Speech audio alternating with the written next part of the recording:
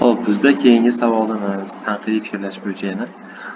Direktorning aytishicha, demak, o'quvchilarning uyida ko'proq uxlashiga e'tibor berish kerak. Demak, uxlashlariga ko'proq e'tibor berish kerak. Nimaga bunday qilish kerak desa, demak, o'sha qaysi gap demak to'g'ri bo'lsa, direktori gapini tasdiqlaydi. Ya'ni e'tibor berish kerak deganda albatta uxlasa o'quvchilarga foydasi bo'lishi kerak degan ma'no kelib chiqadi bu yerda.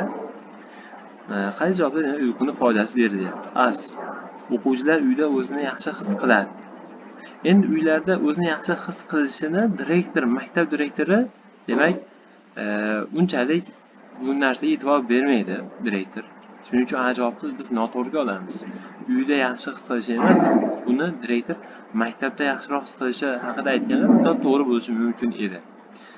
B-si o'quvchilar uxlashni yaxshi ko'radi deyapti. Yaxshi ko'radi deganda, misol bu yerda aniq foydasini ochib bermagan yoki zararini ham aytmayapti. Masalan, yomon odatlarni ham ba'zilar yaxshi ko'rishi mumkin, lekin demak ularni baribir bajarishi mumkin.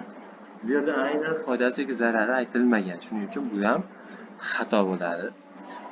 O'quvchilar uyda uxlasa, aqliy faoliyati yaxshilanadi. Mana aqliy faoliyat maktabda kerak bo'ladigan, demak, jarayonlardan biri hisoblanadi.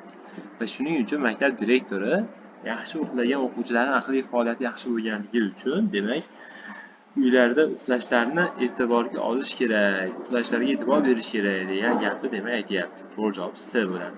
Endi tahlil qo'yamiz. Ota-onalar bolalarni kam uxlashayotganidan xavotirda. Bu yerda direktor gapiga teskari.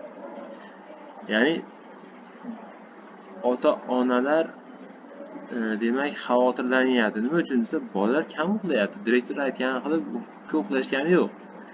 Yoki xavotir direktor unga qarab turib, yo'q, ular demak ko'proq uxlash kerak degan gapini eshitib, bu ota-onalar xavotirga tushgan taqdirda ham aynan nima uchun uxlashlari kerak ko'proq degan savolda aniq foydasini, ya'ni tasdiqini bermayapti-da. Shuning uchun demak ko'proq bu yerda C javob to'g'ri kelar ekan.